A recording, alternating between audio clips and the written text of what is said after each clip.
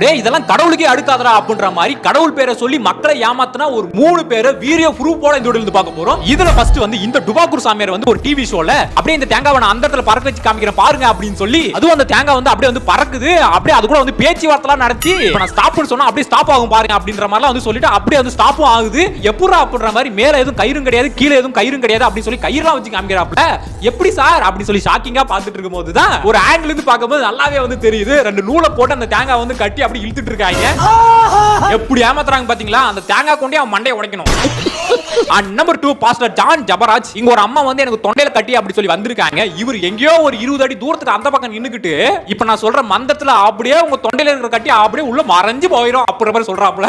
இப்போ உங்க கழுத்துல இருக்கிற அந்த கட்டி அப்படியே உள்ள மறைஞ்சு போகும்னு விசுவாசிக்கிறீங்க? என்னடா முட்டாத்தமா பேசிக்கிட்டு இருக்க முட்டா பயல. இப்ப அவர் சொன்ன மாதிரி அந்த அம்மாவோட கட்டி வந்து அப்படியே மறைஞ்சு போயிடுச்சாம். இப்போ உங்க தொண்டைய தொட்டு பாருங்க, கட்டி இல்ல. ஏய் மனசாட்சி இல்லாம இப்படி புழுகுறியே. இதெல்லாம் நம்பி எப்படி தான் போறாங்கன்னு தெரியல. இதெல்லாம் ஜீசஸ் பார்த்தாருனாவே டென்ஷன் ஆயிருவாரு. நம்பர் 3 இந்த பொண்ணுக்கு தலை நெஞ்சு வயிறு எல்லாமே வந்து வலிக்குதான். அதனால இந்த பாஸ்டர் தேடி வந்திருக்காங்க. தலை நெஞ்சு வயிறு வலி. இவரு அந்த பொண்ணுக்கு எங்கெங்கெல்லாம் வலி இருக்கோ அங்கெல்லாம் தொட்டா மட்டும் போதுமா சரியாயிடுமா? தலை நெஞ்சு வயிறு வலி ஒரு கை வைக்கிறாரு சரியா போயிடுச்சு. பாருங்க இப்ப இருக்காங்க.